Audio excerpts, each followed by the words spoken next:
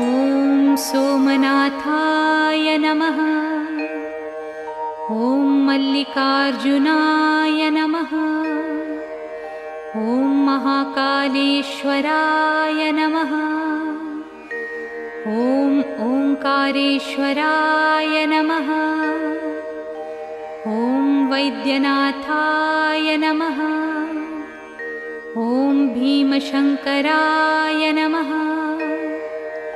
ॐ रामेश्वराय नमः। ॐ नागेश्वराय नमः। ॐ विश्वेश्वराय नमः।